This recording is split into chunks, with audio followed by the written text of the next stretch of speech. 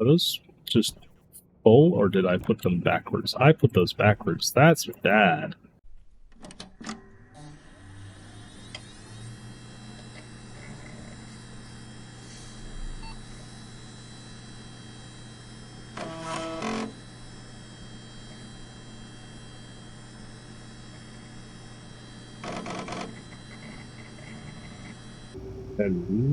Hello everyone, I'm Level36 and welcome back to Stationeers. I hope you enjoyed the new intro. I figured I'd do something a little special, throw a little thing together real quick. It's pretty simple, but if anyone's interested in how it's made, I might go over it in a later little mini video or something. If you are interested, shoot me a comment or join the Discord. But yes, today in Stationeers, we are going to, hopefully, fingers crossed, fix our power situation for the rest of this series, or at least make it a lot better for a while. So we are still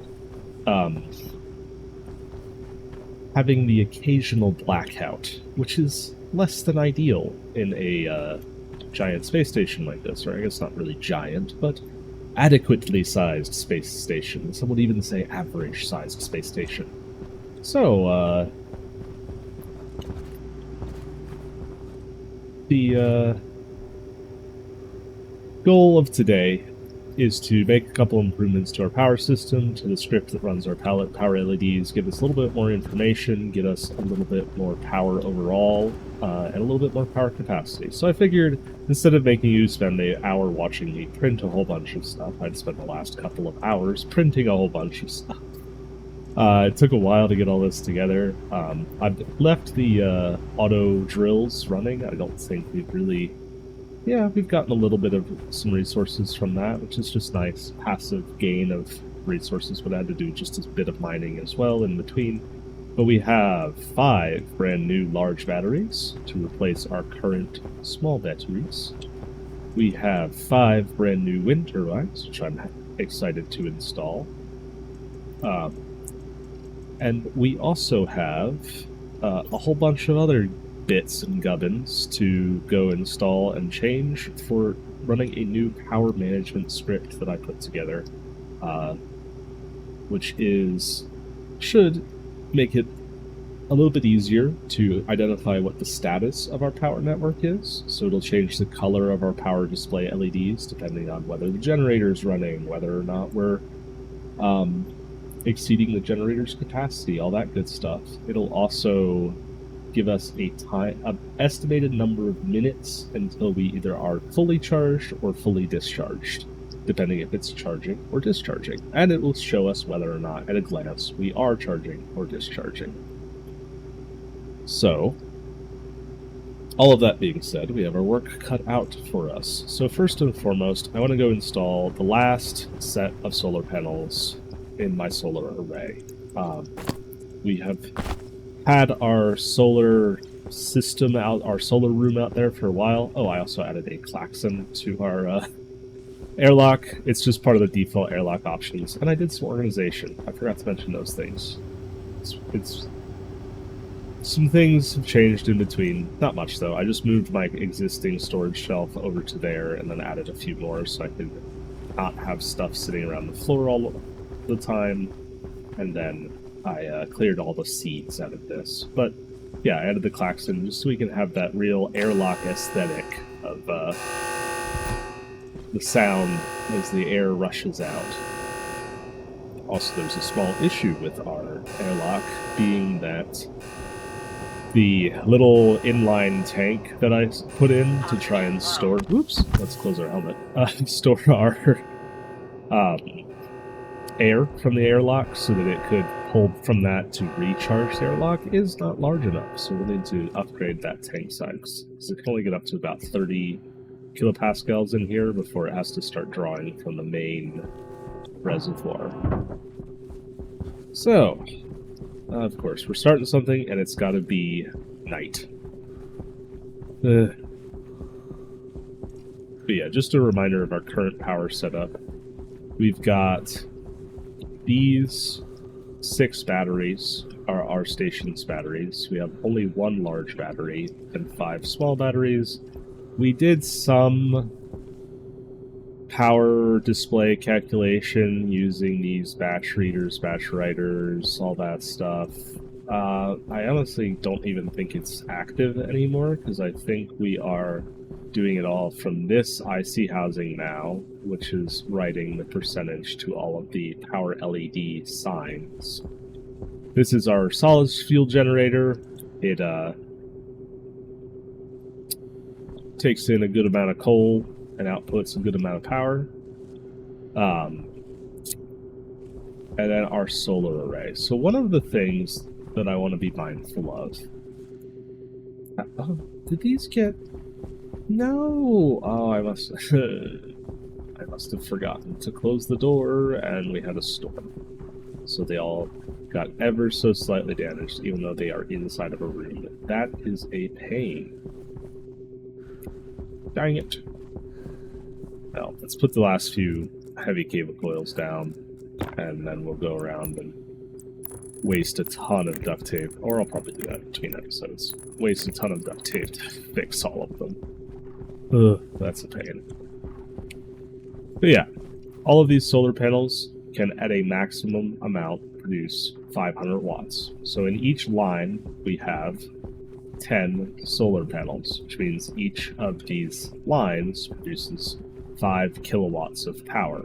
So right, as we walk down our solar array here, we've got 5, 10, 15, 20, and then finally we'll have 25 kilowatts of solar energy.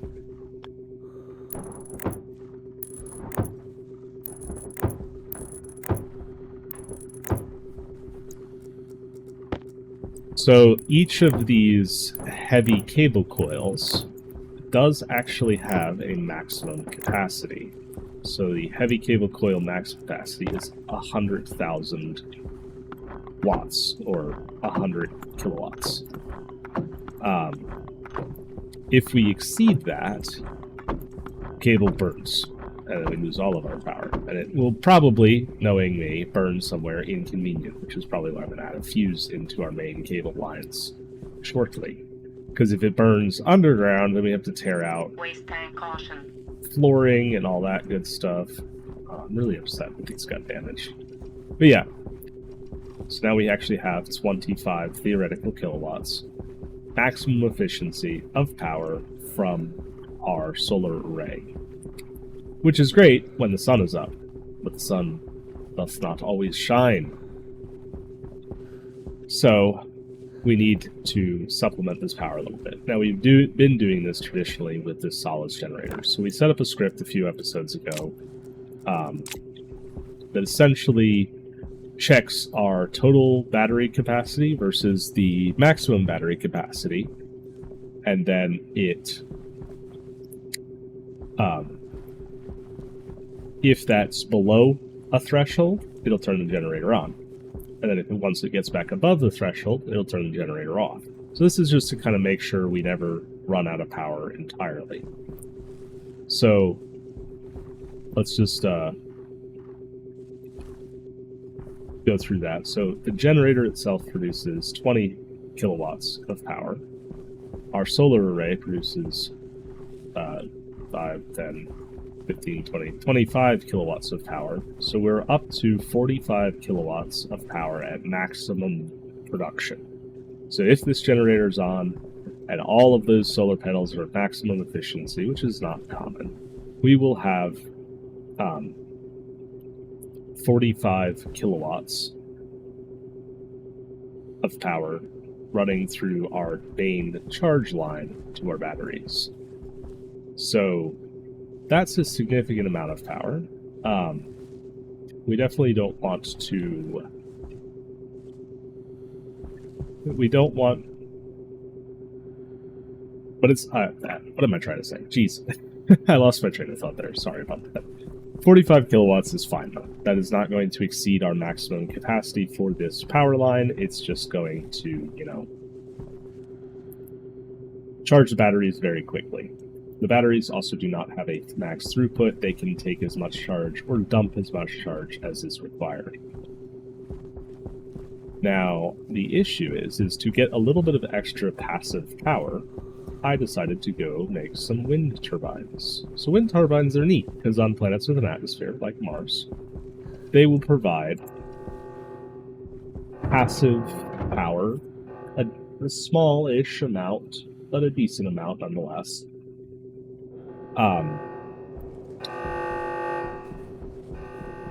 And they do that whether or not it's rain or not it's rain, but day or night. But speaking of rain, they do behave a little bit specially during a storm. Just gonna open that. So if I open up the wind turbine page, so they generally provide about 500 watts of power passively. But during a storm, they will produce up to 10,000 watts of power, which is a little bit more. Now, currently, we only have 5 wind turbines, so this will produce about 2.5 kilowatts of just passive power production all the time, which is not nothing, but it's really not that much. Like, for example, our atmospheric setup right now is set to draw 5 kilowatts. Not all the time, but I think it generally, let me find my tablets. Yeah, it's pulling 3.3 kilowatts just kind of at idle as it sits right now.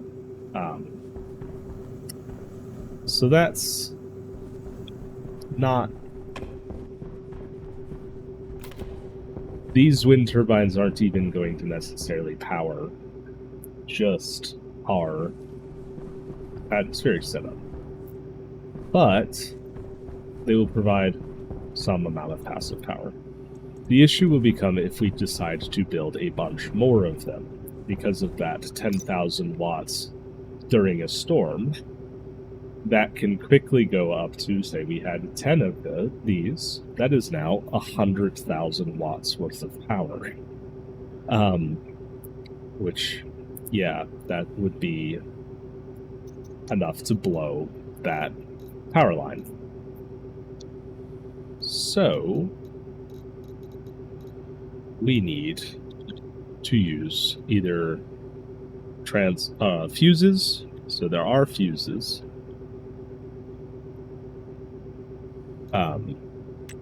So cable fuse, we could have a specific value. So like 100 kilowatt fuse will blow on a heavy cable when it reaches that limit. And we actually should probably print like 2 of those real quick.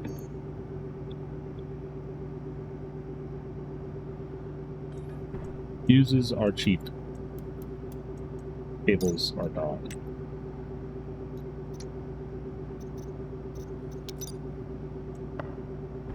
But we can also use a transformer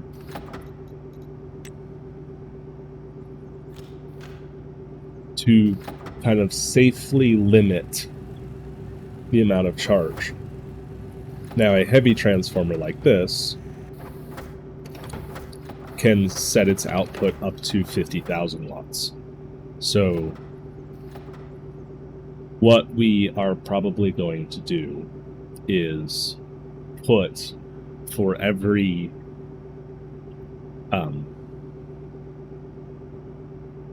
five wind turbines.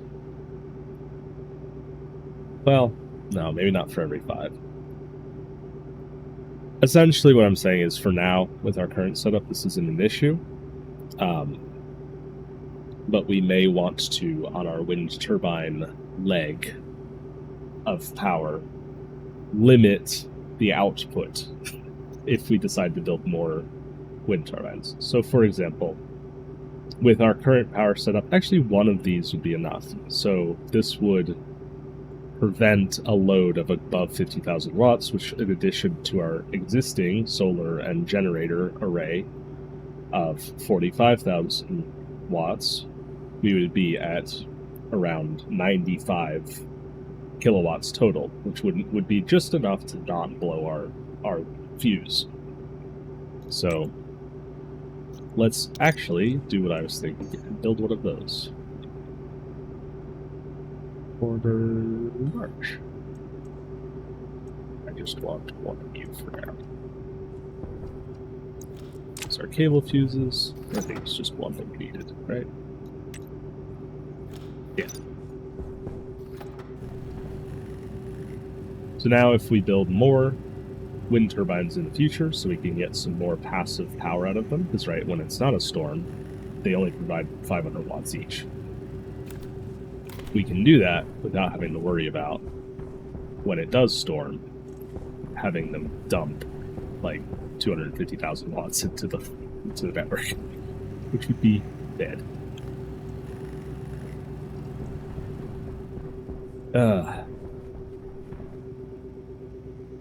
And I gotta go fix those wind turbines now. So let's...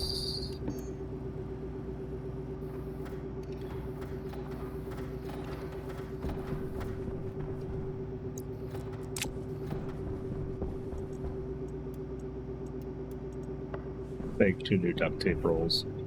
We'll come and do that in a minute, though. So let's go and set up our wind array. I think I've got everything that I need for it now.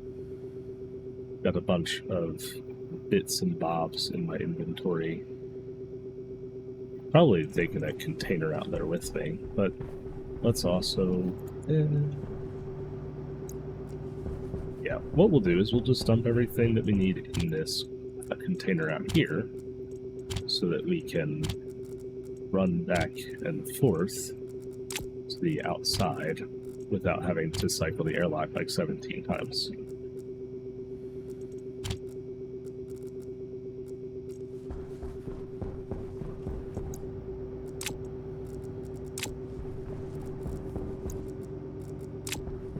Multi-tool in there, and then we need big batteries, because part of this upgrade is also just upgrading our station's battery capacity. And then I also just want to bring the stacker outside and say, realized I did a dumb with our auto mining system, but we can handle that at the end of the episode if we have time.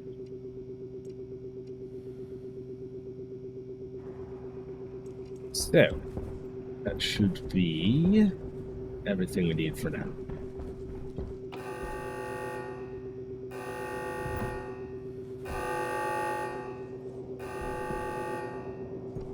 Miniaturize our airlock.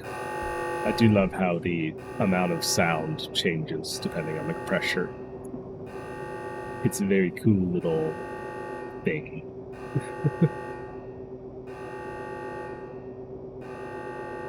Our waste tank's getting full. Deal with that soon.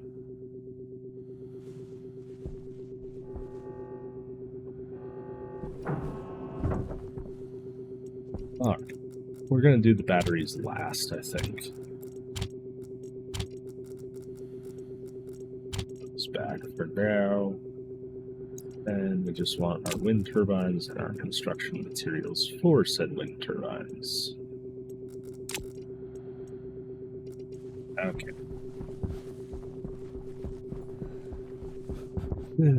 Still night. So where would be a good spot to put these? Well, actually, because I'm going to be building stuff, I want to do it during the day. So I'm going to take a minute to patch all of these wind turbines, or not wind turbines, patch all of my solar panels, and then I'll be right back. Alright, that should be the last of our solar panels fixed. They're all fine, and we should never need to go back in here again. Get the window still pumped up. Alright, so that should now be sealed off again, so we shouldn't have to worry about any storms ruining our day. So, as far as where to put our wind turbines, I've been trying to think for a minute, because we could go out beyond our solar array set up here. Or we could go kind of forward to the front of our base. And I don't know. I kind of like the idea of going out in the front a little bit. Obviously, the wind turbines aren't going to be indoors, so we don't really need to worry about that. Not that anything out here is actually indoors. But where would be nice? Should we go off of our solid generator platform?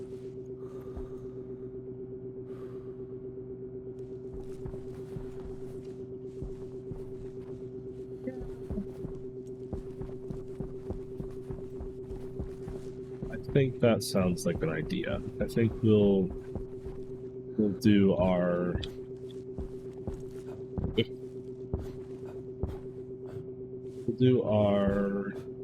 let me go off of there. No, I think we'll go this way. So we'll do our wind turbine array out this way.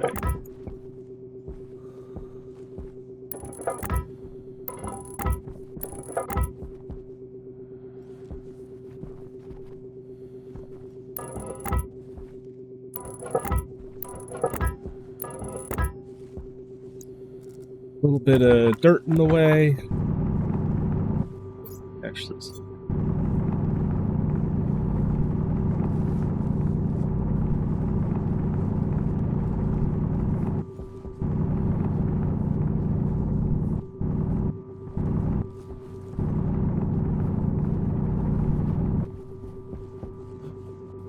right.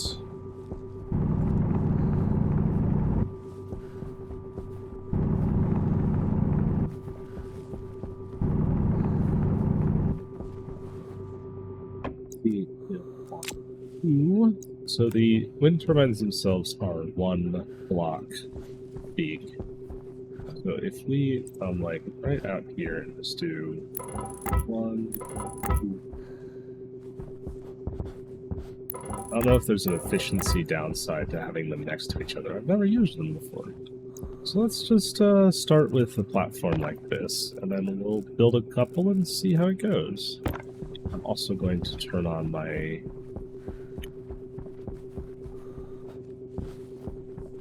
wireless charger over here just to keep everything happy.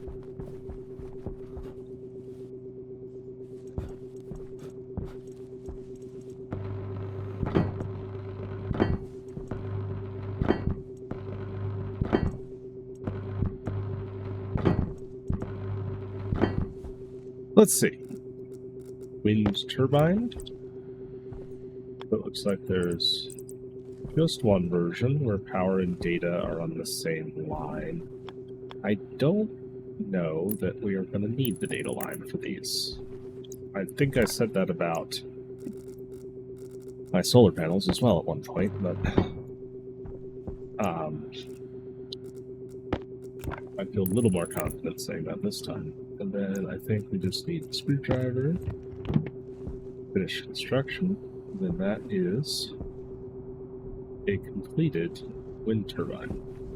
Question is, can I put another one right next to it, or does it take up actually more space than it says it does? Okay, yeah, it does. These occupy ever so slightly larger than one tile by the looks of things. So essentially their hitbox means that you need to have a several blocks around them dedicated to their support. Yeah, 1 block in each direction. You can't put them like right on top of each other. So we're going to have to kind of stagger these. So 1, 2, 3, 4, 5. Maybe we'll build a 6th one. Maybe we will not. We've kind of talked about the power issues we can face. So let's see. Yeah. We need to weld this one up. Regular cable coil.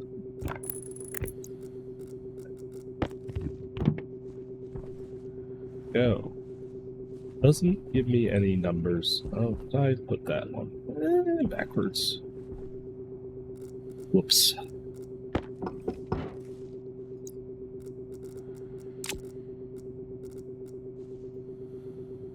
Wire cutters. And then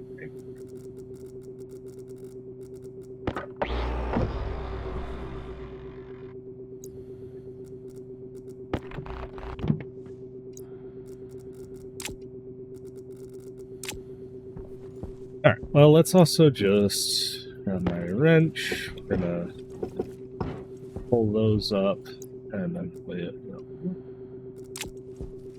Also, angle grinder.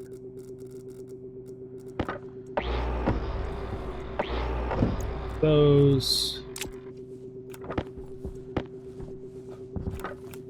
And build our frame out in the rest of the distance we need. So that.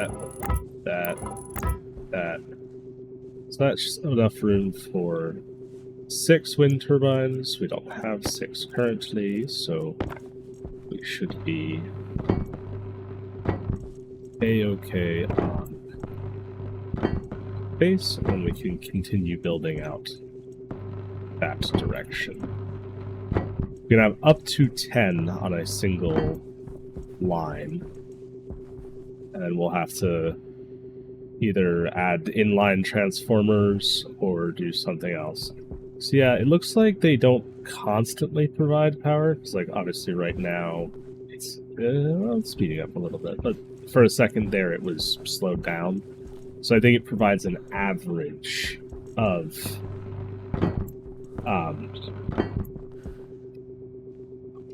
it's dead.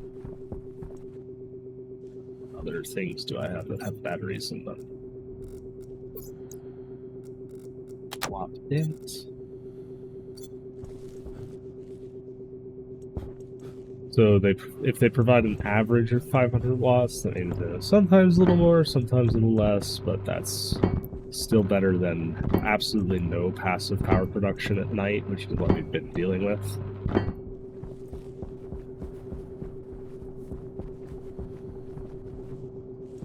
Oh, what's that?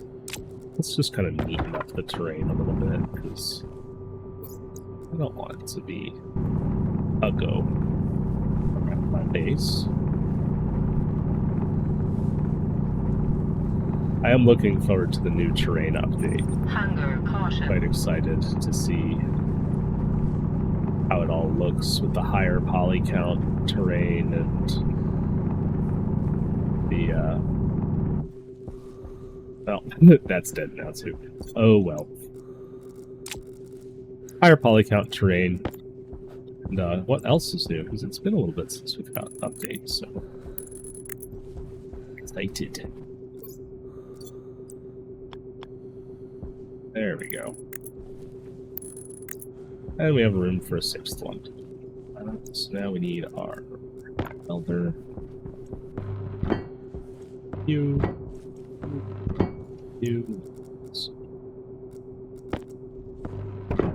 Beats.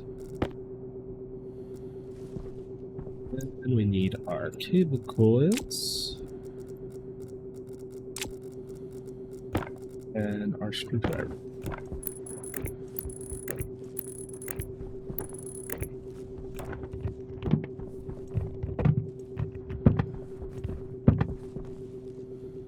Alright, so now we've got some wind turbines. And if we grab our heavy cable coils, we can start to run the power from these back to our base.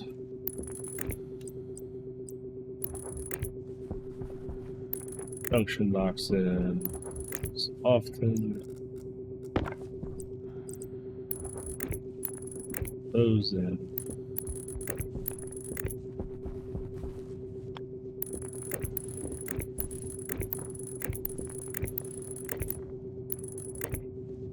Probably gonna need some more heavy cable coils if I just type this.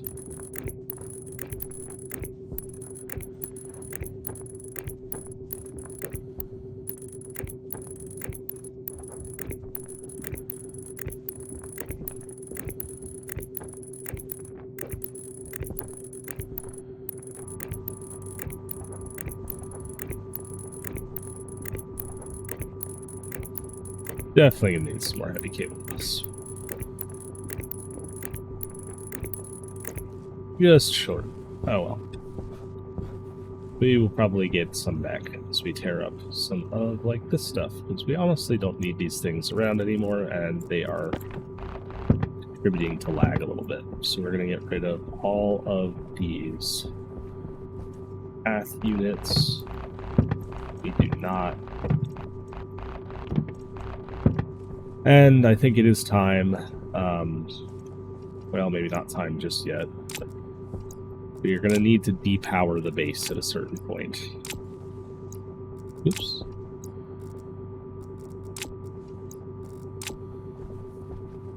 Go.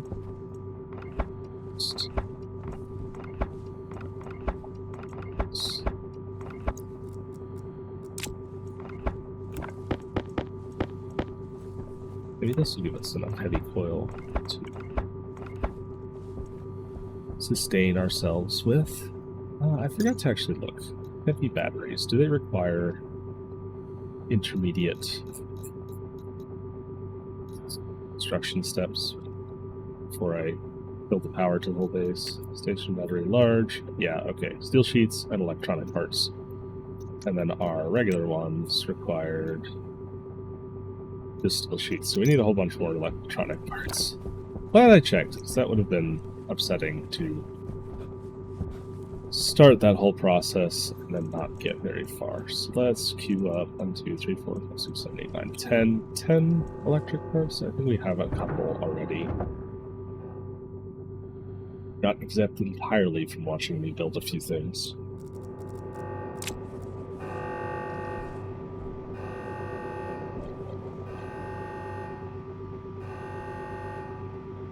The one slightly nice thing about the fact that we are having to cycle our air through the system like this is that it is actually progressively slightly filtering all of our atmospherics, because it's pulling it out from the base and cycling it back through our atmospheric system.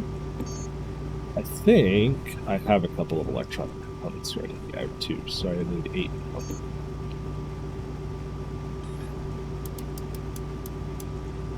If I have enough guff to make these, hopefully. Gold. Running short on this. Uh-oh. Much do electronics parts require?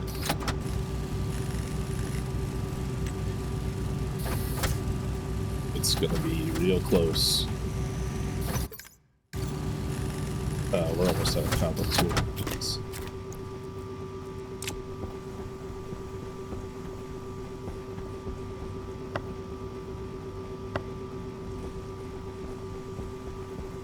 All that we had was literally just 2 of them. No. Okay. Now we're out.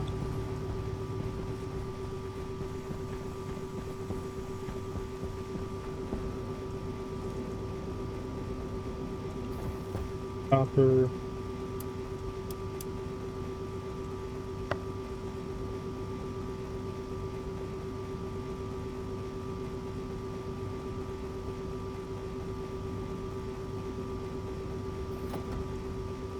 Say, survey says we might be totally out of gold.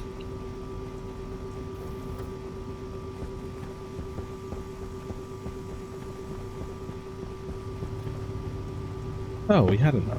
Okay. How was I panicking? Well, at least we got some more extra stuff in case we need to print anything else. I don't actually think we'll need any more heavy coils, so I think we're fine on that front.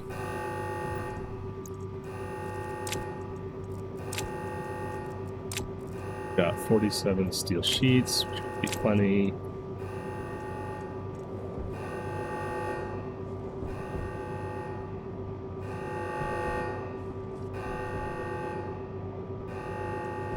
Depressurize the airlock.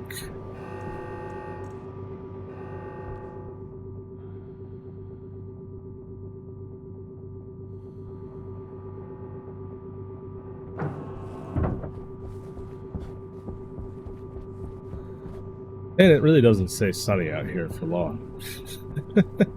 Well, I'm sorry. You're just going to have to deal with it being dark out.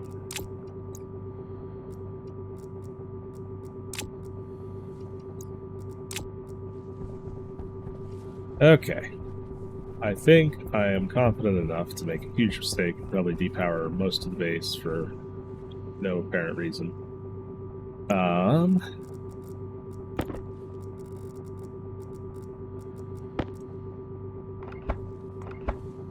Let's cut up all of the extra cable coils that we do not require. So, one of these... So this line right here provides power from our batteries to the rest of the base. So this right here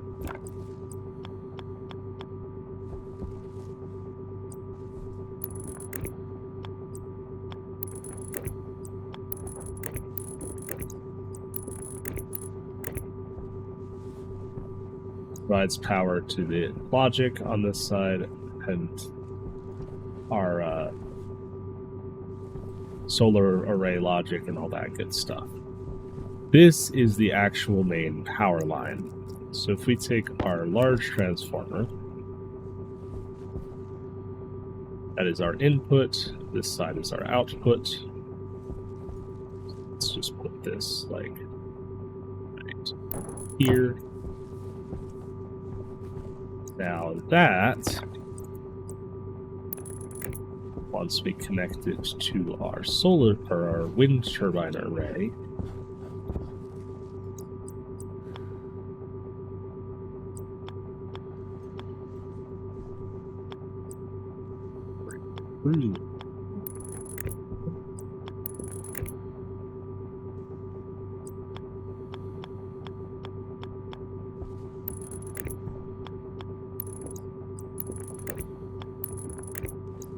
kind of a squiggly run, but that's okay.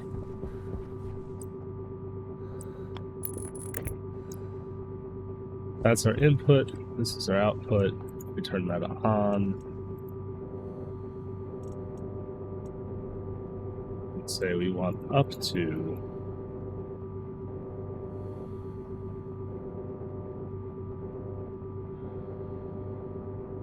50 kilowatts. And now if we grab our tablet with our network analyzer on it, we can see that those wind turbines are producing like 130-ish watts of power. So we might actually want to throw a battery on this side to like keep the transformer happy, because the transformer actually requires some power. What's that? Yeah, 10 watts base. So we might be consuming more power to run the transformer than those turbines are producing. That's kind of not that funny, actually, but somewhat hilarious. But if we look at this now, we can see that on our main power network, we've got 24 kilowatts of actual consumption with 24 kilowatts of potential power, and this is just all of our solar panels producing. So we're producing almost 25 kilowatts of just solar energy.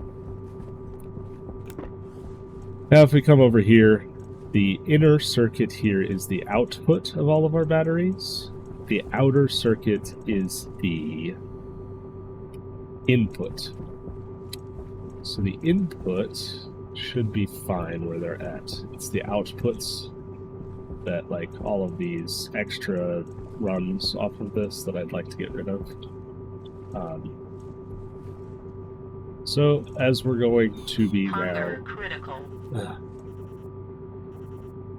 One moment while I go eat a potato, and then I will come back and we will actually depower our base, and then try and make the switch over without losing everything.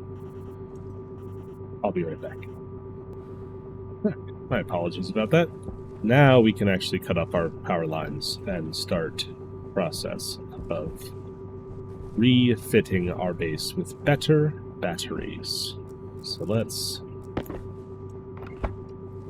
pull up the ones that we want to replace.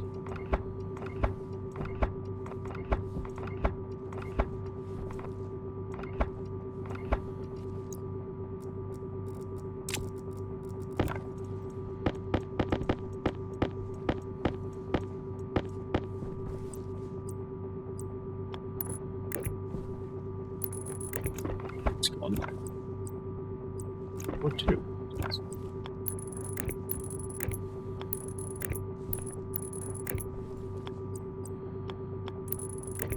We had so many logic circuits just thrown around that we really didn't need. Yeah, I wonder if we could, because the switch is on the front, I bet we could condense our battery array a bit and get even more power in here. Let's try that. Let's actually rip these up. So we're going to deconstruct this battery. We need our hand drill. And then we need a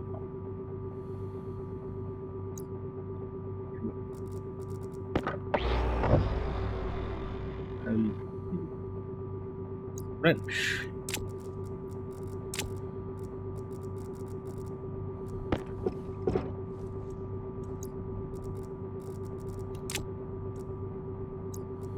Let's grab a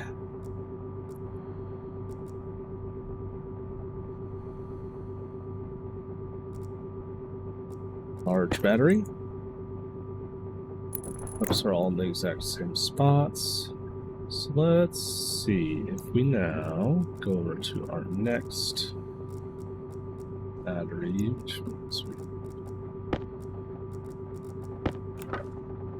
And just tear these apart. I guess we won't lose power entirely, because this battery is still supplying power to the whole base, I think. Yeah, it is. So we may not actually lose complete power in the base. Wrench. Now I could reinstall these batteries elsewhere, but to be honest, I probably won't.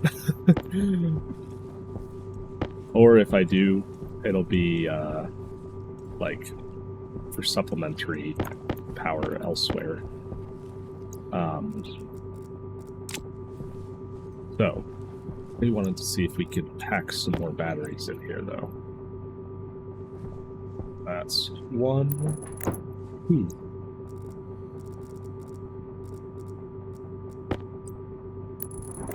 Three. Oh yeah, we can fit a lot of power in here. 4. I kind of feel bad now, because I could have just left those where they were. 5. Yeah, I fit all the batteries. These are just way more dense. Okay. Both in terms of power capacity and how tightly they can be packed.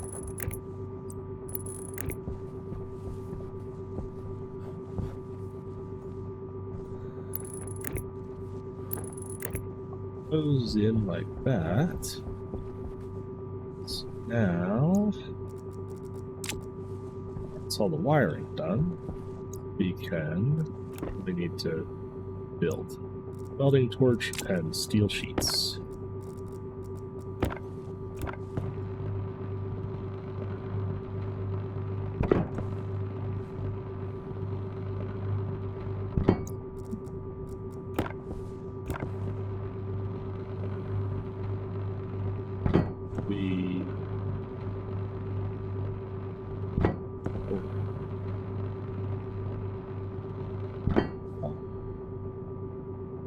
Screwdriver and electronics parts.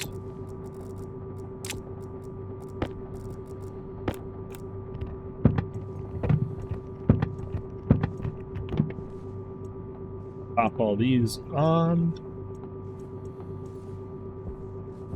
We now should have significantly more battery power. I believe, because we just turned on a whole bunch of new power, that our generator probably... Well, it didn't kick on. Well, we still have 17%, so I guess this was full enough.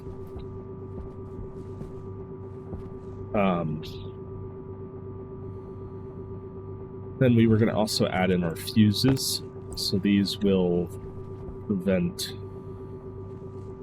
So if we put these strategically around our system, this will blow, ruining the fuse and not the cable. So if I go here and put a 100 kilowatt fuse here, now if our base decides it wants more than 100 kilowatts worth of power, well, that'll go before everything else does.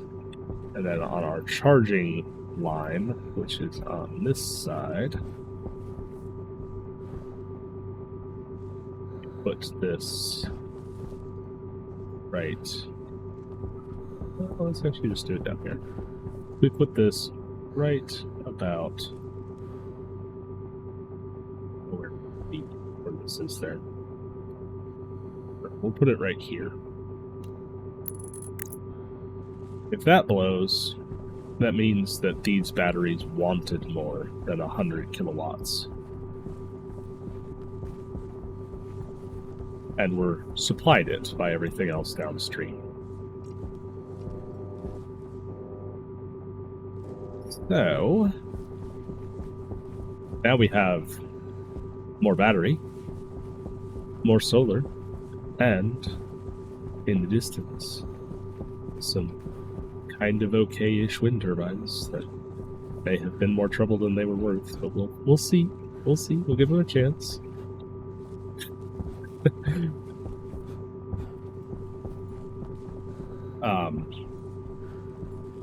What is left? Well, our power display. So currently our power display, I think, is run by this little IC here. It tells all of these what power to display.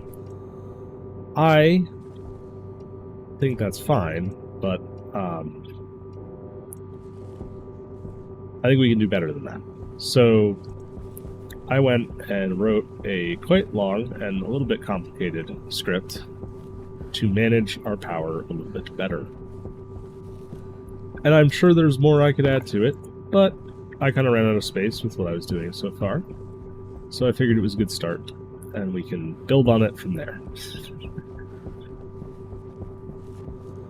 So if I just toss my laptop, pop it there, we can hit our editor here.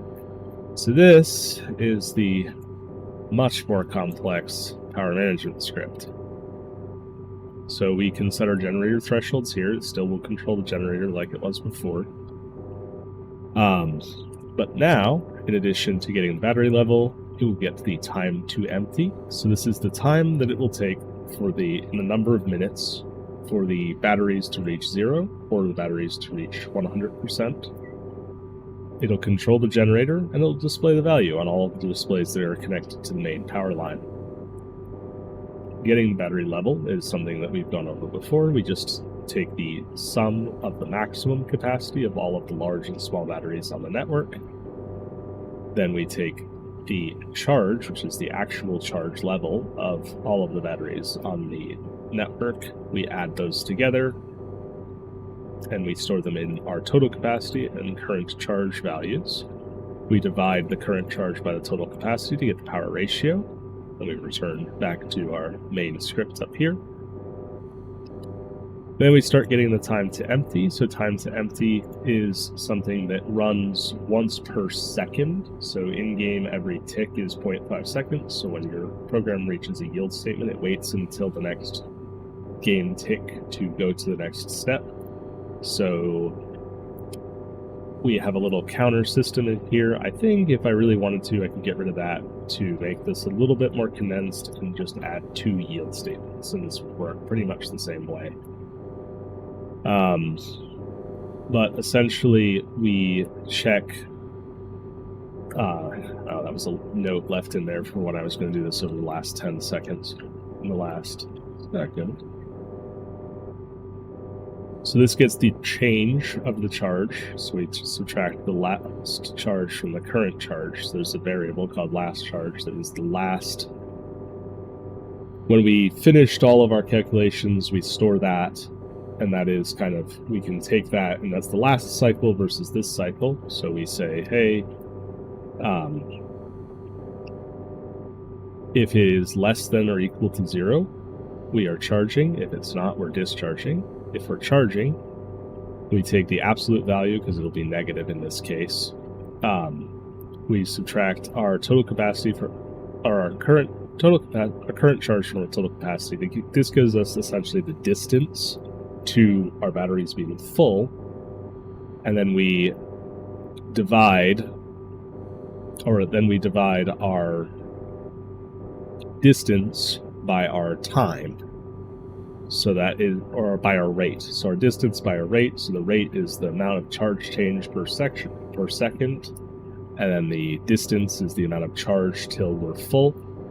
That gives us our result in the number of seconds. We divide that by 60 to get the number of minutes, because that's a little bit more of a useful display. And then we display that on our charge time displays. We also set our system mode to 0. This just means that the system is charging. Discharge is a little bit simpler, because we're just going the amount of distance to 0. So we divide our current charge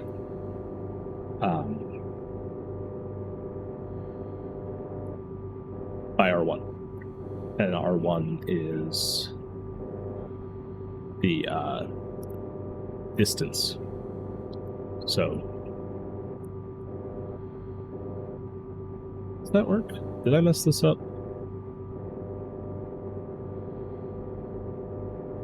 Yeah.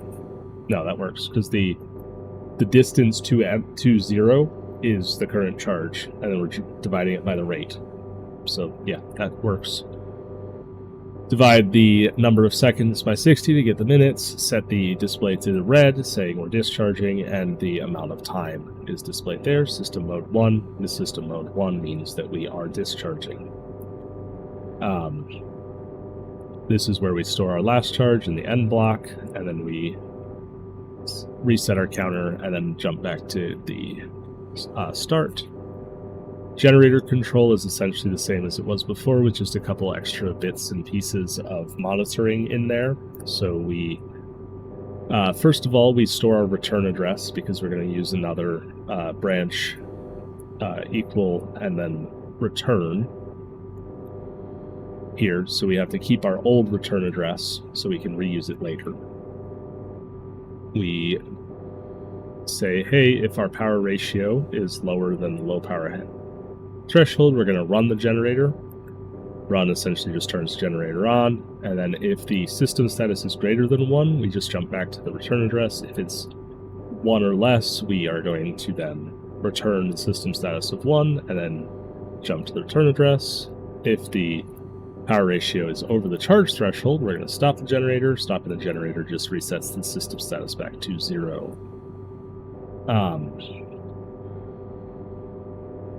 Which might not work in some other cases, but that's, how much space do I have at the bottom? None, so we won't do anything else.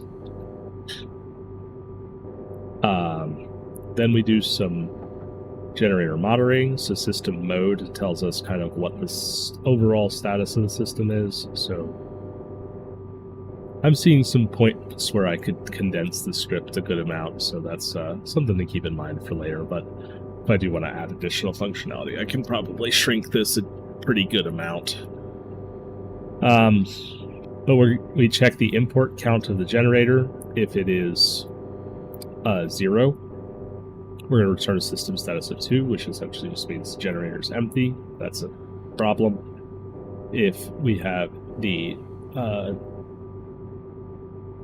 generator, so if the system mode is discharging and the generator is on, we want to return system status of 3, which means, hey, our total demand is exceeding our generator's output capacity, which basically means we're consuming more than 20,000 watts or 20 kilowatts. Or more aptly, we're consuming 20 kilowatts and whatever else our other stuff is producing. So the generator's on, we're in our critical power phase, and all of our systems are exceeded the total amount. So average-wise, this would only happen if we were at night and consuming more than 20,000 watts, or during the day and consuming more than 45,000 watts. So that's all of that. And then we just have a display script down here that just sets the display modes, the display settings, set batch name commands, a whole bunch of them all around, and then we set the colors based on the system status. So yeah, whole bunch of script. I think it all works. I haven't really tested it though. So we should, in theory, actually just be able to yank you out and stick you in. Now these will stop updating because I need to rename them. So if I rename this to large display, see that we have a amber indication, yellow indication, which means that our system is charging and the generator is on. So the color of the display will kind of tell us some stuff that's going on. Then let's run back to the airlock, because I left all that over there.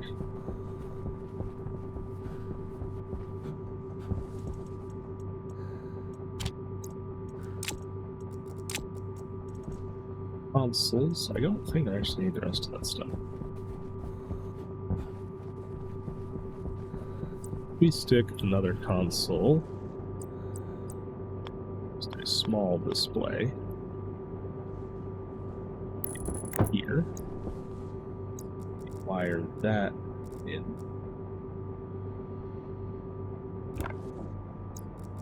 Hope I haven't had the labeler on the whole time. If I have, I'm sorry.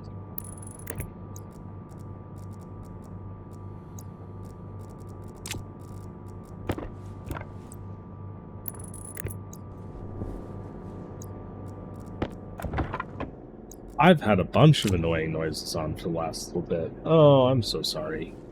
That's terrible. I'll probably reduce the volume of the game to compensate for that. So you all don't have to listen to that. So I don't want you to have to listen to that.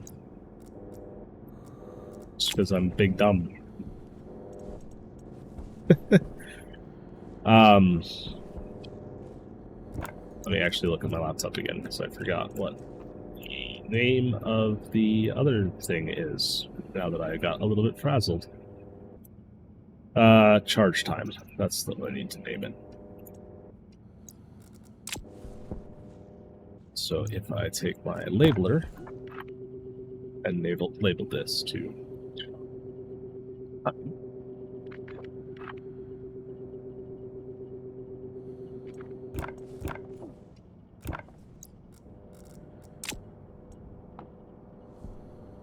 this is now telling us that currently it'll take 18 minutes to charge the system, and we are currently charging. Ooh, those shadows are a little... Those shadows aren't quite the way they're supposed to be, I suspect. So yeah, now we can see our system status, so whether or not the generator is on from anywhere. And we can also see the amount of time till we are either charged or discharged from anywhere.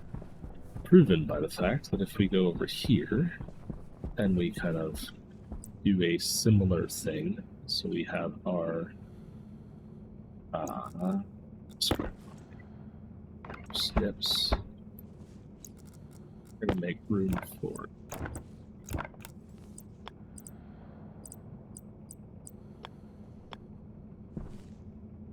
Play small. We need more.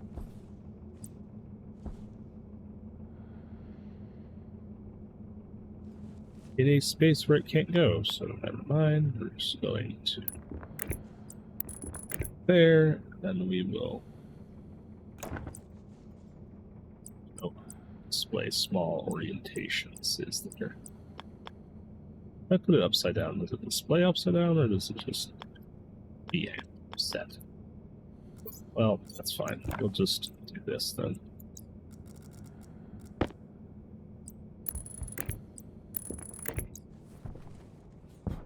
And fall down into the basement.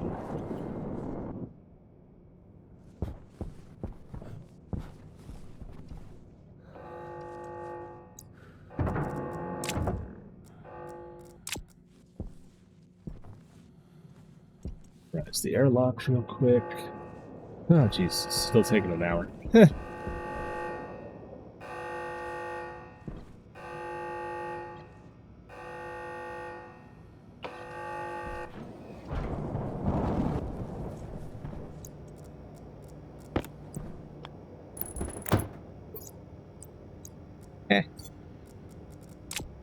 Wrong buttons here. Enabler. Time. Now we can see that inside as well. So our battery percentage and our time until we are either full or empty. Now, this is caveated by the fact that this is an instantaneous estimate. So if not much in our base changes, it will take about 15 minutes to charge under current conditions. And actually, since the sun's going down, you'll see this start to come into action.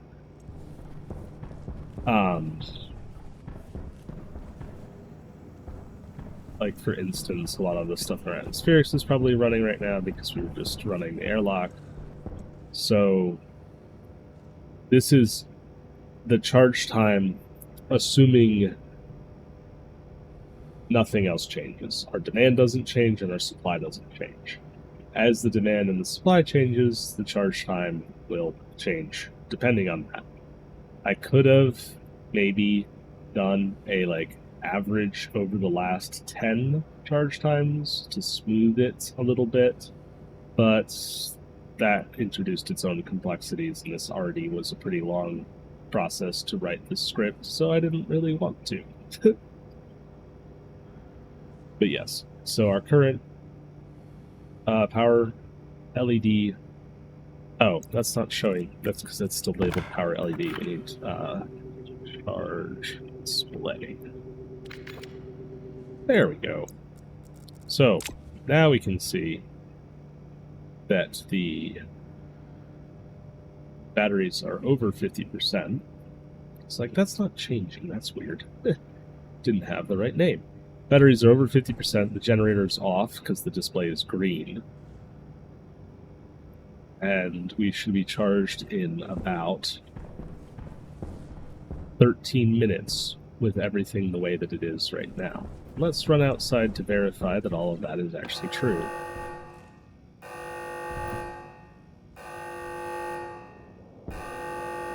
Might actually decrease the volume of that.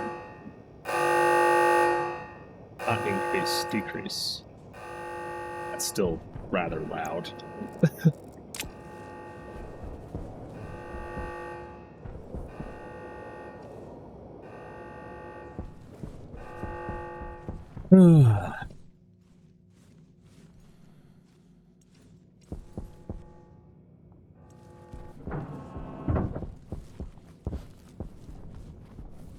The sun is high in the sky. We are still gaining power from our solar panels, so if we take a look, our generator is off and our display is green. We are producing about 24 kilowatts based on our solar panels. And then if we go over to our station side, We require about 11 kilowatts right now. There. With the potential demand for 33 kilowatts.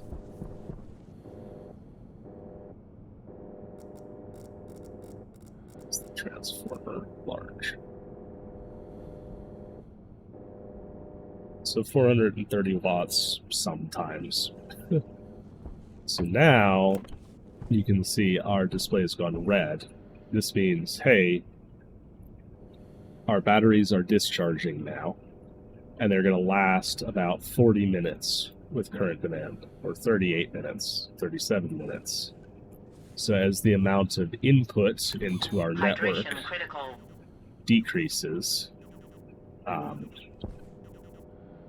we're only producing, a couple hundred watts now, the amount of time left in our batteries decreases a lot too.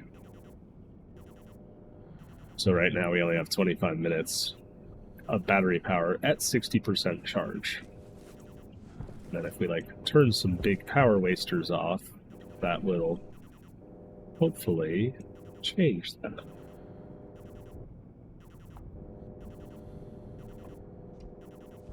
Well, our most setup is probably running. So you got about 30 minutes at 60% charge. If this drops down below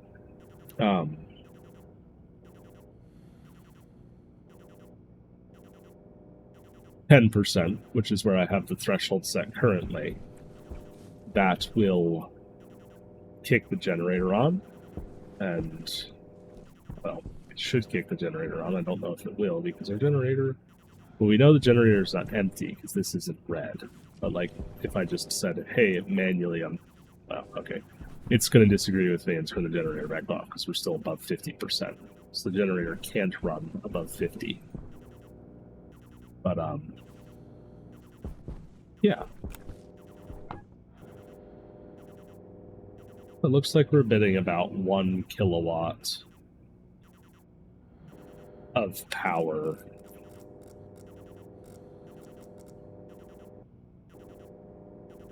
from our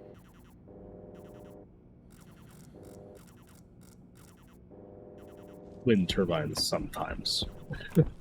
Obviously, if we had a storm, these things would be producing a ton of power.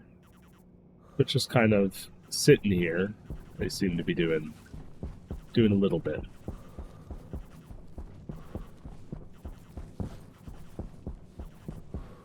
Well, I also see no reason to not well, actually, we'll just make some more big batteries. There's no use in... I kind of just want to do it. We'll reinstall 2 of these. Realistically, they were easy enough to tear out, and there's no reason to not take advantage of having them. Since we have the space, we have the batteries, we don't lose anything from doing this. Are those just full, or did I put them backwards? I put those backwards. That's bad. Did we just blow our... Yes, we did! Okay, that's why we put fuses in. So since I installed those backwards, created a short circuit, which blew up our main station fuse. So we need to uninstall those, because I was a big dummy. Whoops.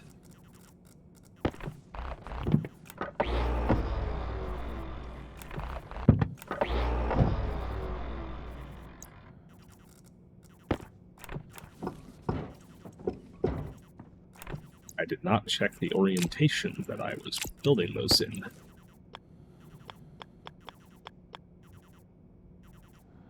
Where is it? That is the correct orientation.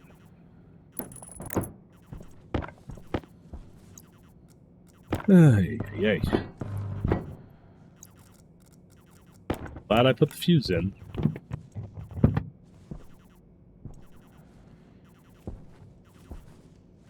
Now if we turn those on...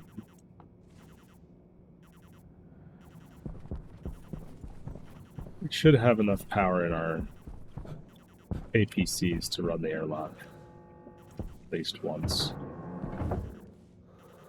So we can print a new fuse. We might want to leave a couple extra fuses outside.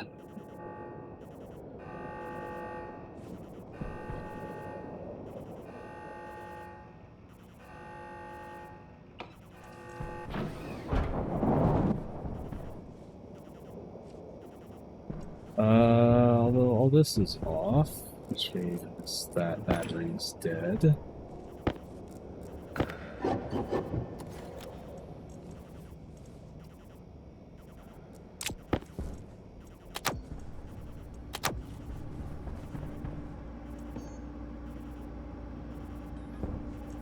Just need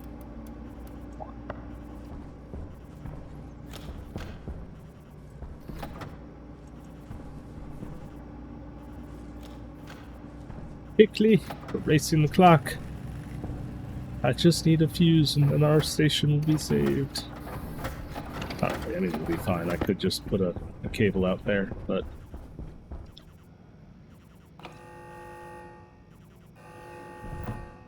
close that.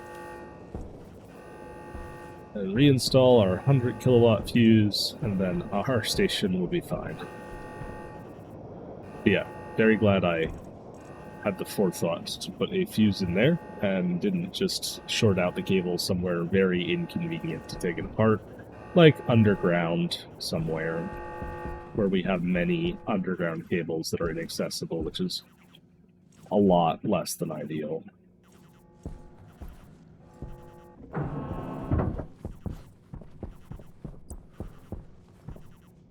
We slapped that. Oh, we have to...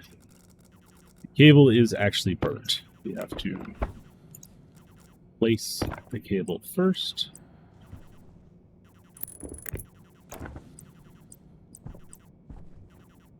$100 kilowatt. There we go. Now our base is protected again. Alright, and I'm slowly dying of dehydration. Our base is on, and if the generator runs out of coal, that will turn red. Let's see if we can get that to happen, just for interest's sake. I don't know how much is in the generator, though. Well, we grab some water and end up this episode. Thanks for watching, everyone. I hope you've enjoyed. I've certainly enjoyed making this series, making these episodes. We're on day 277 of our time on Mars, and we have not yet died. Although, if I keep playing loose with hydration, that might happen at some point, but... Oxygen critical. Right now, we are still alive from the first touchdown. Even with our station exploding and other things going wrong at various times. Almost running out of food. Almost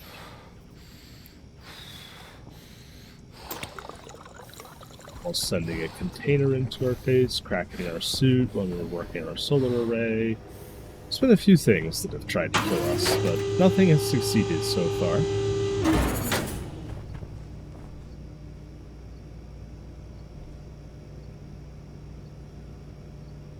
Ew. That's not good.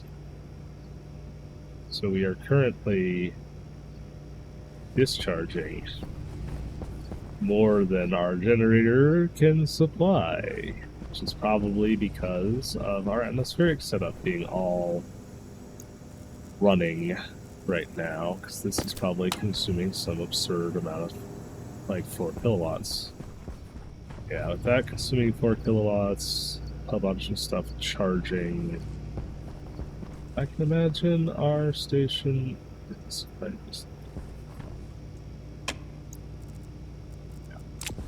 charging batteries, doing all that, it's going to pull a lot of power, so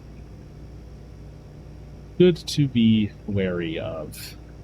But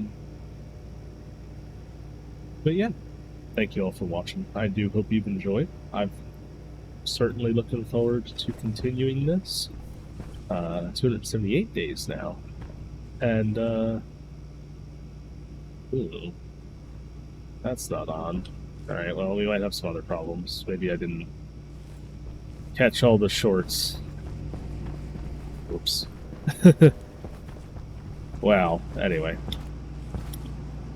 I'll fix that next time, along with several other things. I think next time is going to be another episode of cleaning up old projects before we approach something new.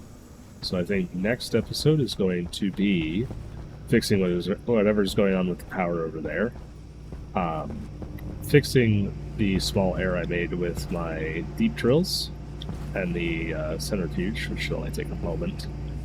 And then finally fixing this, because we've had the layer arm like set up, well, quite literally since our base exploded, so probably like several, maybe 6, 7 episodes, 8 episodes ago.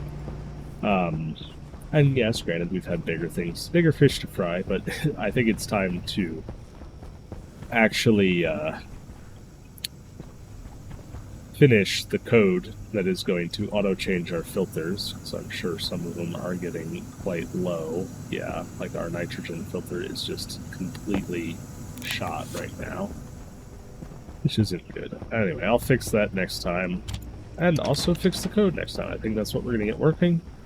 And then after that's running, who knows? Maybe we will do our upstairs of our base, or maybe we'll start working. Yeah, I think that's what we'll do, so we don't have to rely on our little tiny hydroponics setup down there.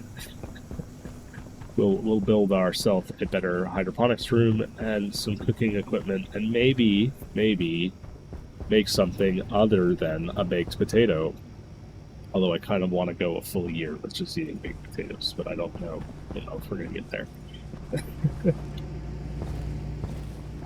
But, thank you all for watching. I really hope you've enjoyed. If you have, drop a like, a subscribe, tell your friends, join the Discord, do all that fun stuff. I really appreciate it. I just appreciate your support, and I will see you all next time.